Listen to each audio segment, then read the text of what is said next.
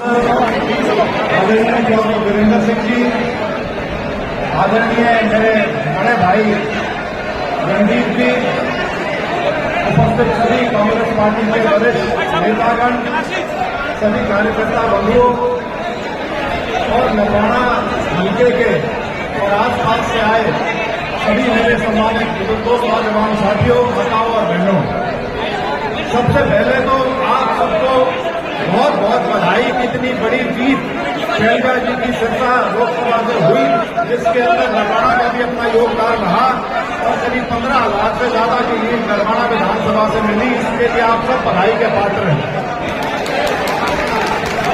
आज हम यहाँ जो एकत्रित हुए हैं इस धन्यवाद समारोह में, धन्यवाद आप सभी का, क्योंकि जिस शिद्दत के साथ आप लोगों ने ये चुनाव अपना चुनाव समझ के लड़ा, उसी का परिणाम है कि चाहे हरियाणा की बात करें या देश की बात करें, एक ऐसा परिणाम यहां पर निकला जिसकी बहुत कम लोगों को उम्मीद थी। लेकिन ये पहली लड़ाई है जो कि खत्म हुई। पहली लड़ाई थी संविधान को बचाने की, हमारे लोकतंत्र को बचाने की। एक तानाशाही का माहौल जो देश में बन रहा था, उससे देश को बचाने का वो काम काफी हद तक देश की जनता ने पूरा किया। लेकिन अब दूसरी लड़ाई जो है वो अपने प्रदेश की होनी है। अगले 3.5-4 महीने में हरियाणा के चुनाव आने हैं और ये जो समा इस लोकसभा चुनाव से बंधा है, इसको अगले 3-4 महीने और बना के रखना है और बल्कि इसको और मजबूती के साथ आगे ले जाना है। क्योंकि ये मान के चले कि विधानसभा का चुनाव जो है वो लोकसभा चुनाव से बिल्कुल भिन्न होगा, कई तरह से भिन्न होगा।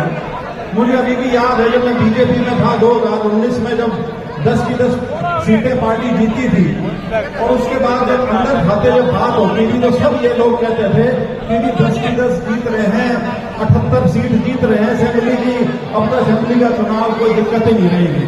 लेकिन जो शाने समझदार नेता थे वो तब भी इस बात से सचेत करते थे कि इस जीत को वो जीत मत समझो, असेंबली का चुनाव जो है वो बिल्कुल होगा। उसमें यदि ये सोचे बैठे हो कि 75 पार जाओगे, 78 पर जाओगे, ऐसी कोई संभावना नहीं। तो इसीलिए जो अगला चुनाव है वो इससे भी ज्यादा कड़ा चुनाव होने वाला है। और जिस प्रकार से एक मुहिम हरियाणा में चली है, जिस प्रकार का वातावरण एक बना है, आज इसमें हम आगे पे खड़े हैं। लेकिन मुझे पूरा विश्वास है इसको यदि हम और शिद्दत के साथ आगे ले जाएंगे तो एक बहुत भारी बहुमत से कांग्रेस पार्टी की सरकार हरियाणा में आएगी। और ये जो पूरा इलाका है, चाहे वो सिरसा लोकसभा हो या जींद जिला हो, जिसके आसपास का जो कैथल है, इसके अंदर बहुत संभावनाएं हैं। इसका बहुत संभावना है कांग्रेस पार्टी को बहुत बेहतर करने की। लेकिन वो बेहतरी तभी आ सकती है जब सारा समाज, 36 बिरादरी इकट्ठी होकर उस चुनाव को लड़े। और जो ये फिरकापरस्त शक्तियां हैं जो समाज को जात पात में बांट के राजनीति करने का प्रयास करती हैं, उनको यदि हम रोक पाएंगे तभी हम उनको सही मायने में उनका जवाब दे पाएंगे। और इन्हीं शब्दों के साथ, क्योंकि बहुत सीनियर लोगों ने मेरे बात अभी बोलना है, एक बार पुनः आप सबका बहुत बहुत आभार और शैलजा जी को बहुत बहुत बधाई। इतने भारी बहुमत से वो यहाँ से चुन के सबसे बड़ी जो हमारी पंचायत है उसमें हमारा नेतृत्व करेंगी।